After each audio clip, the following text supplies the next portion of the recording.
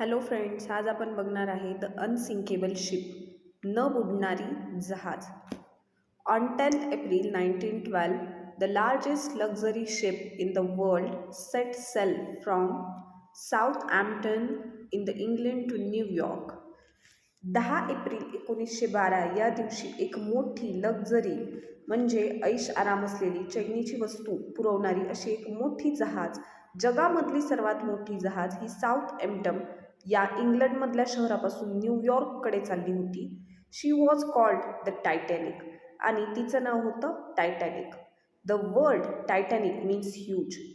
Titanic या शब्दाचा अर्थच ह्यूज म्हणजे मोठा, भव्य असा होतो.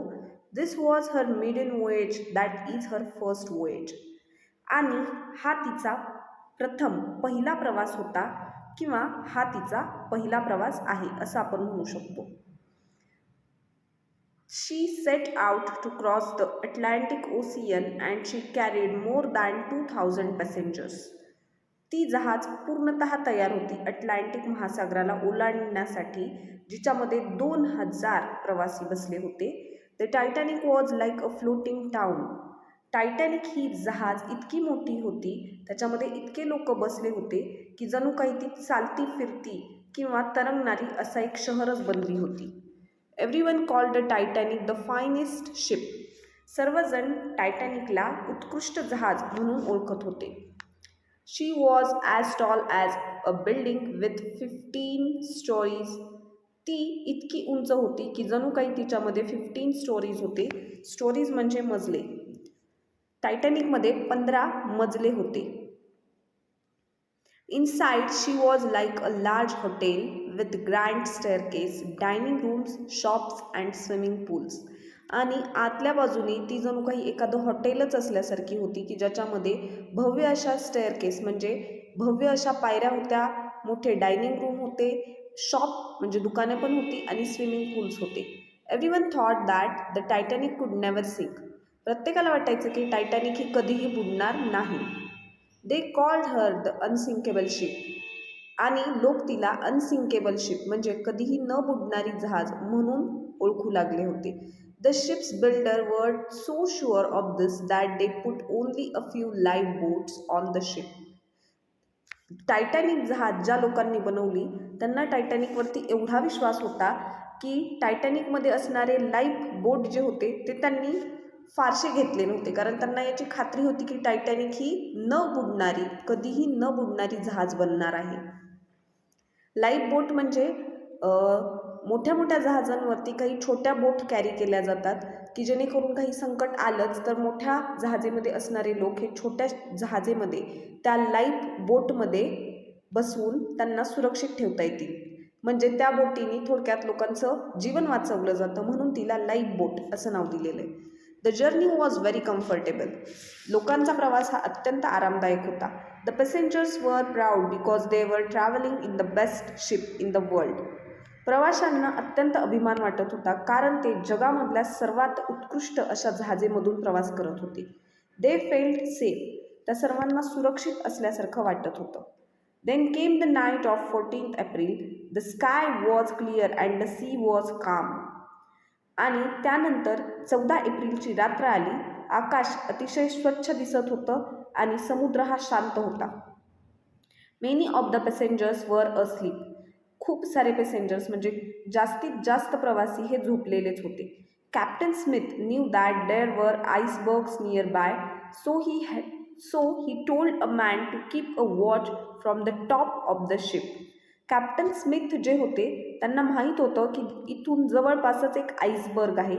आईसबर्ग म्हणजे हिमखंड म्हणतात त्याला मराठीमध्ये, किंवा हिमखंड म्हणजे बर्फाचा पर्वत असतो. Icebergs means a very large mass of ice floating in the sea. म्हणजे एक मोठा बर्फाचा ठोकळा जो की समुद्रामध्ये तरंगत असतो, म्हणजे जणू काही एक पर्वतच बनलेला असतो बर्फाचा.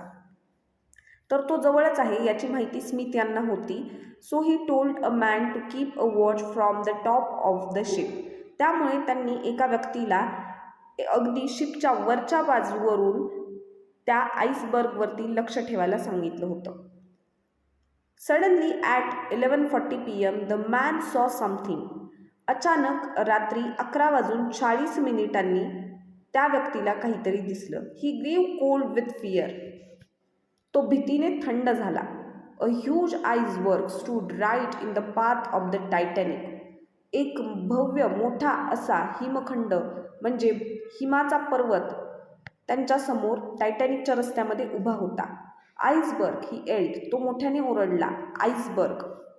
Captain Smith fought hard to steer the Titanic away from the iceberg.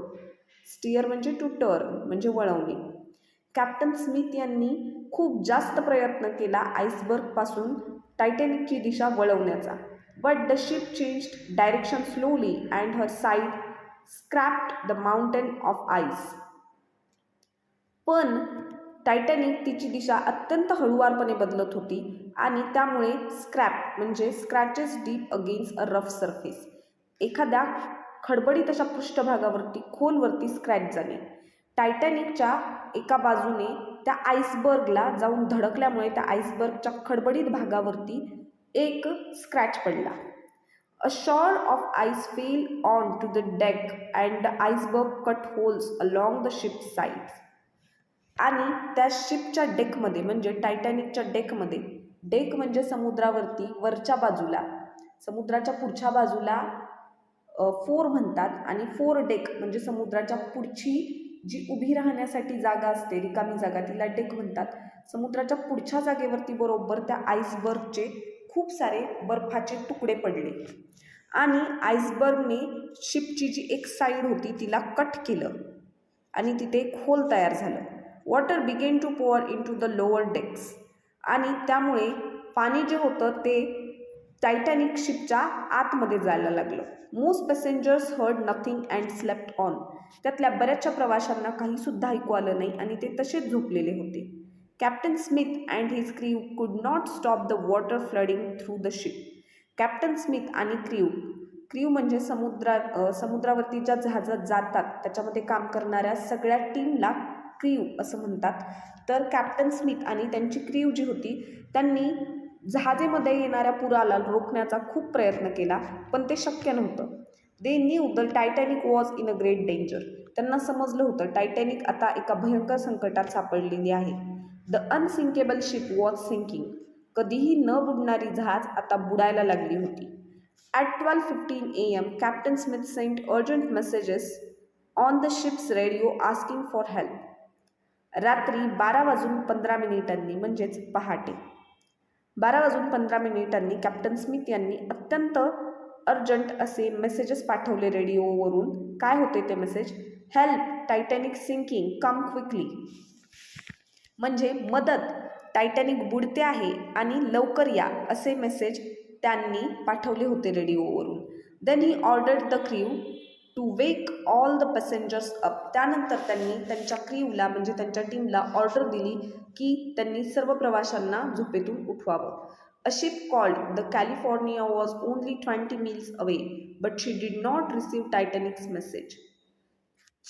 Titanic ship जिथे होती तिथून 20 miles म्हणजे 20 मैलावरतीच कॅलिफोर्निया नावाचं शहर होतं पण त्यांनी टायटॅनिकचा मेसेज रिसीव्ह करू शकले नाहीत. Her radio was turn off and the radio operator was asleep. त्याचं कारण हे होतं की त्यांचे रेडिओ बंद होते आणि रेडिओ ऑपरेटर जो होता तो झोपलेला होता. Another ship called the Carpathia heard the Titanic's call and sailed at full speed towards her. दुसरी आणखी एक शिप होती, तिचं नाव होतं कार्पाथिया. तिने मात्र टायटॅनिकचे मेसेजेस रिसीव्ह केले, ऐकले आणि ती अतिशय वेगाने टायटॅनिककडे धावू लागली. Unfortunately the Carpathia was far away and she took over 3 hours to reach the Titanic. पण दुर्दैवाने कार्पाथिया ही टायटॅनिकपासून खूप दूर होती आणि तिला टायटॅनिकपर्यंत पोहोचण्यासाठी साधारणतः 3 तास लागले असते. Meanwhile the Titanic was sinking rapidly.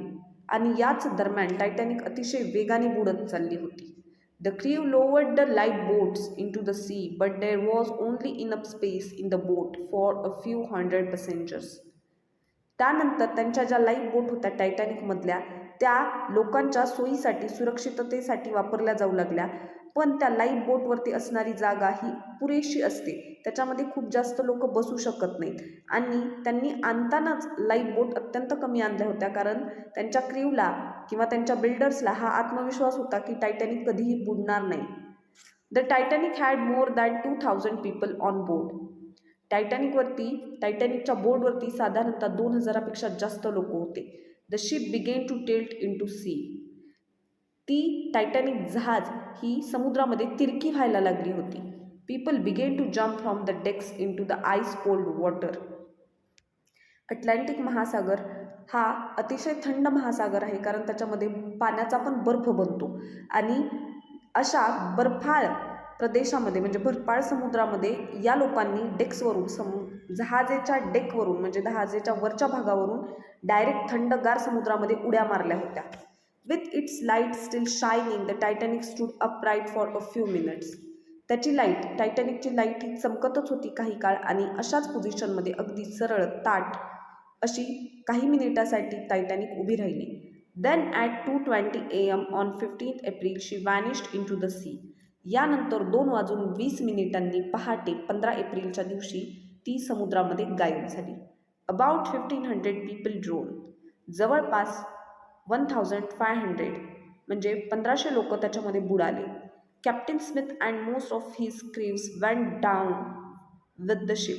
आणि कॅप्टन स्मिथ जे होते आणि त्यांची क्रीव जी होती, क्रीवमधलेही बरेचसे लोक आणि कॅप्टन स्मिथ हे सुद्धा त्या शिपमध्ये पाण्यामध्ये बुडून गेले.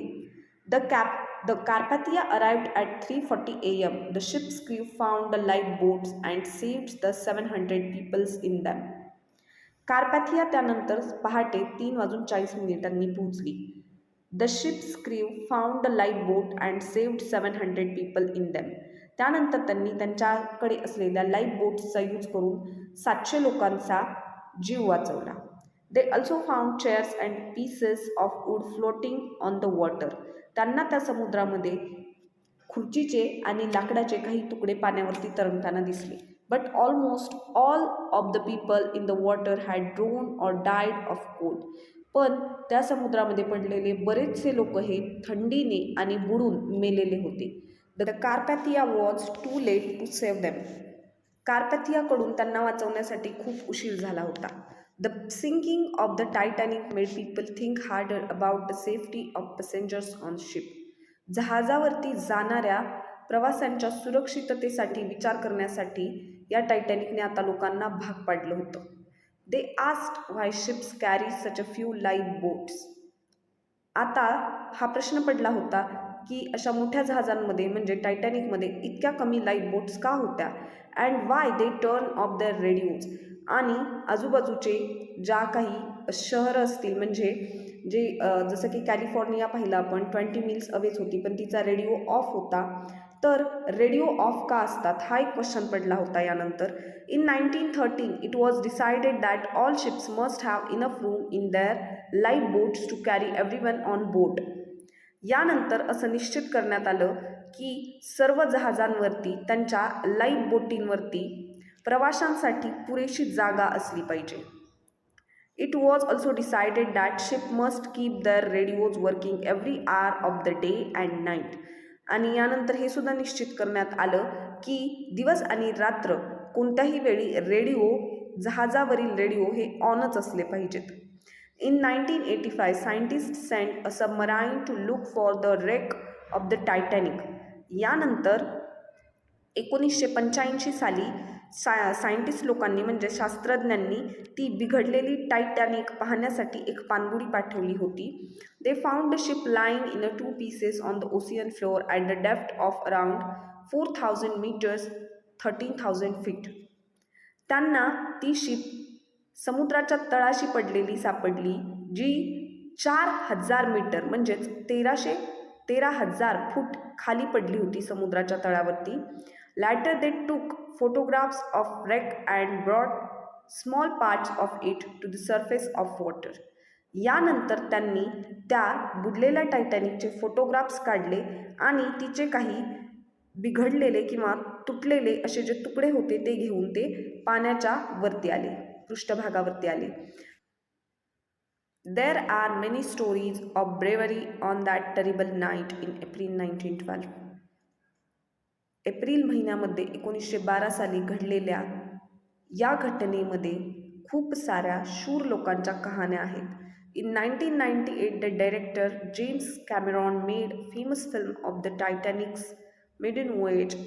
1998मध्ये जेम्स कॅमेरॉन यांनी टायटॅनिक मिडन वोएज म्हणजे टायटॅनिकचा प्रथम प्रवास या नावाची एक चित्रपट बनवला होता. It is very sad film आणि हा एक दुःखी चित्रपट होता. Almost everyone who sees the film leaves the cinema in tears.